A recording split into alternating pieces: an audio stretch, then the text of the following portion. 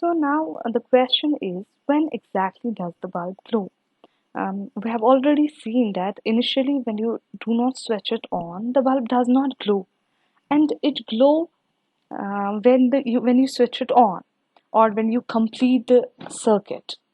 So this is known as complete circuit, and where there is no break in between. So that is called a complete circuit. Now the question is, what special happens when the circuit gets completed, and why the bulb was not glowing when the circuit was incomplete? Because the circuit is nothing but like a path for the current to flow. So current needs a path. It needs a road. Let's take one simple example in order to understand what is circuit. Let's suppose you have a bridge, and this bridge connects two places. Let's say it connects town A and town B. So if you want to reach from town A to town B, you need to cross the bridge. So this bridge is actually providing a path to travel from A to B. Now just imagine a situation where a bridge is broken. Now what do you think will happen? The person who is crossing this bridge can reach to some point, say suppose here it reaches to this point, and then there's no path because the bridge is broken. Now since there is no path, do you think the person will be able to reach the town B? No. So the person here is like current or the charges. So the charges will be able to flow only if there's a path. So if the path is broken in between, the current will not be able to flow, right? So the similar thing happens in case of circuit also. When the entire circuit is complete only, then the current will flow through the circuit. And when current flows through the circuit, only then what will happen? The current will be able to reach the filament of the bulb, and that is when the bulb will glow. So every current needs a path to travel, and that path is provided by the electric circuit because the current flows only when the circuit is complete. So now you can understand how your bulb, tube light, fans they start when you switch them on, because the switches are arranged in the circuit in such a way that as soon as you press the switch, the circuit gets completed. And that is how the appliances glow. When you switch it off, the circuit again breaks, and that is why the bulb gets switched off. So that is how it works.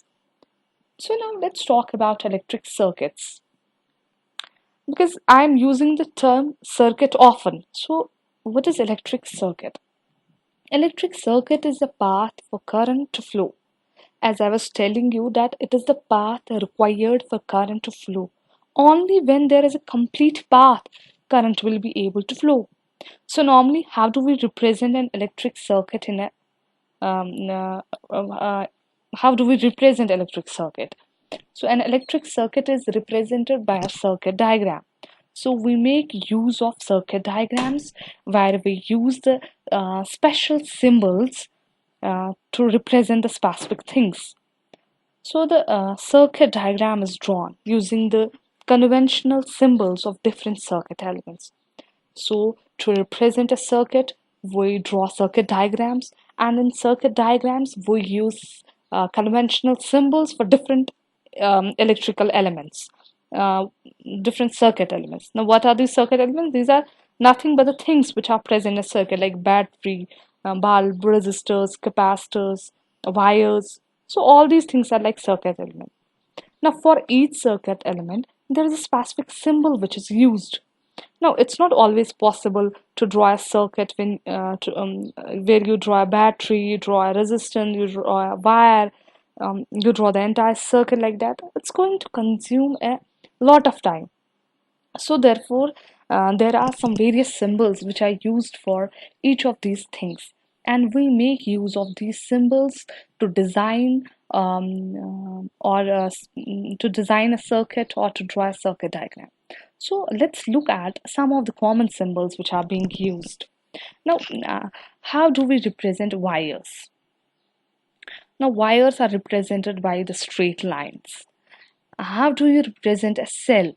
You represent a cell like this. So any cell will have a positive terminal and negative terminal, because cells are the sources of electric current. For electric current to flow, you need a positive terminal, you need a negative terminal. So in this cell, you have a longer strand, and that represents positive terminal, and the smaller one represents negative terminal. How do you represent a battery? What is battery, and how are battery and cell different from each other? Battery is like a bigger version of cell. Inside a battery you have multiple cells. So here the combination of multiple cells is actually battery. So the battery will be represented like this. So that means both cells and batteries are the sources of electric current. How do you represent a key? Um, the switch, you can say. So there are two ways of representing a key. A key can be an open key, or a key can be closed. Now, what do we mean by open? Open means the switch is off. And the second option is key is closed. That means the switch is on.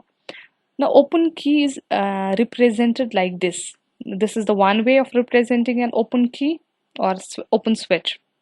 So you can see there's a breakage in here in the key.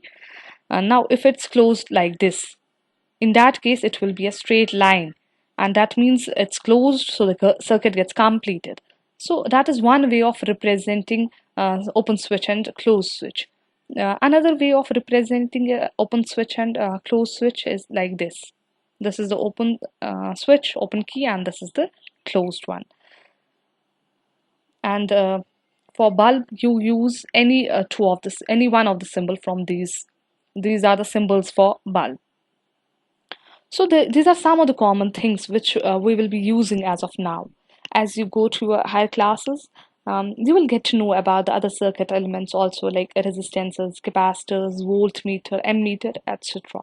So right now we'll consider these simple symbols. Now let's try to draw a simple circuit using these symbols. Let's try to draw the same circuit where you have a bulb, battery connected to the bulb, and you have a key. So how will you connect it? So see, this is your battery, and this is the bulb, and this is the key. Now if it is like this, it is an open switch. That means the switch is not on, switch is off. But if it's like this, that means key is closed, switch is on, and the bulb will start glowing. So this is how you will connect it. You will connect it with wires. These straight lines are nothing but wires. And battery or cell, here it is a battery, and you are having two terminals. This is positive terminal and this is the negative terminal. And you will have, this is a key, or you can say switch, and this is how you can connect it, right? So now when the key is open, that is switch is off, bulb is not glowing. Now as soon as you switch it on, it will become like this, right, straight line, and the bulb will start to glow. So this is how we draw a circuit diagrams.